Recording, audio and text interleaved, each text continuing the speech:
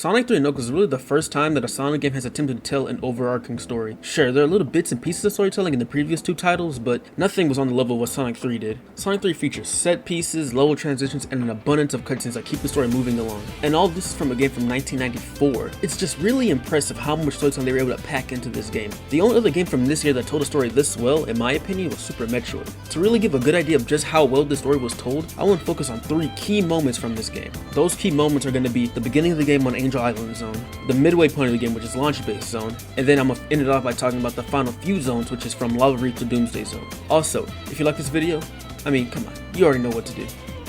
Angel Island perfectly sets up the tone and conflict of this story. The iconic opening cutscene shows Sonic and Tails heading to Angel Island. Sonic goes straight into a super form only to get blindsided by the, at the time, newcomer Knuckles the Echidna. He steals the Chaos Emeralds, laughs in Sonic's face, and escapes. The opening cutscene works so well for a few reasons, I think. Number 1, it keeps continuity. Sonic still has the Chaos Emeralds at the beginning of this game because this game takes place near immediately after Sonic 2, which I think is a nice touch and helps convey the fact that this is a continuous adventure.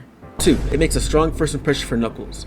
Come on, this man really knocked the super out of Super Sonic. That alone shows that his strength is nothing to be messed with, and then he openly taunts Sonic and by extension the player. It's a very strong introduction to an iconic character, a character of which will actually be the first in the series to have a character arc. Unlike Sonic, I don't chuckle. After progressing through the level a bit, you encounter one of Eggman's robots. Of course, you attempt to destroy it, but all efforts are futile, and before it makes its exit, it completely decimates the shores of Angel Island, turning it into a fiery hellscape. I love this moment. It shows just how desperate Eggman is at this point to kill Sonic. Also, notice in the background the absolute legion of these robots that are everywhere. It's a full-on siege between Eggman and Sonic, and I am all for it. The last key moment of Angel Island that I want to talk about is Eggman attempting to carpet bomb Sonic from his flying battery. Once again, Eggman is not pulling any punches and he really wants Sonic dead. Angel Island Zone is a very strong start to the adventure, and as I said before, it perfectly sets up the stakes and really gets you ready to embark on a grand and epic journey. Now, with Angel Island out the way, let's talk about Launch Base Zone.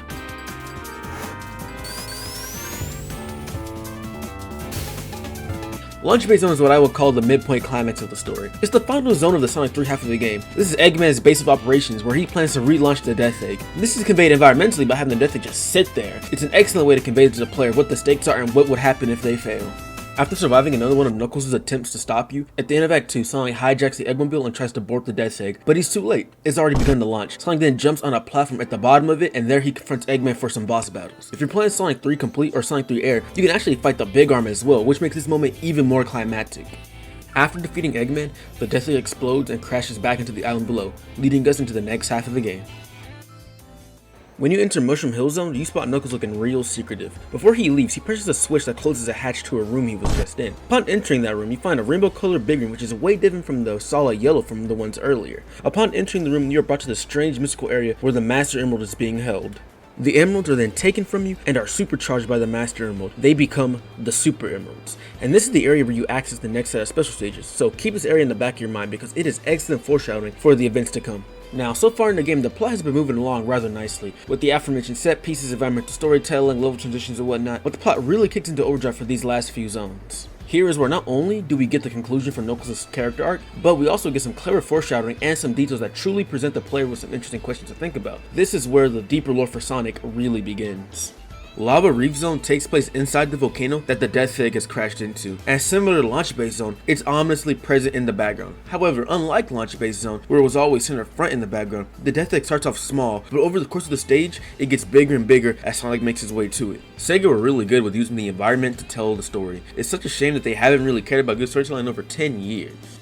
But anyway, Knuckles once again impedes your progress by throwing a big rock at you, causing Sonic to fall extremely close to the Death Egg. After beating the pretty difficult boss with Eggman, we enter the Hidden Palace, which is the most plot-heavy zone in the game. This zone consists of one boss fight and a whole lot of cutscene. During the Knuckles fight, take notice of the prophetic mural in the background. It clearly depicts Super Sonic fighting Dr. Eggman.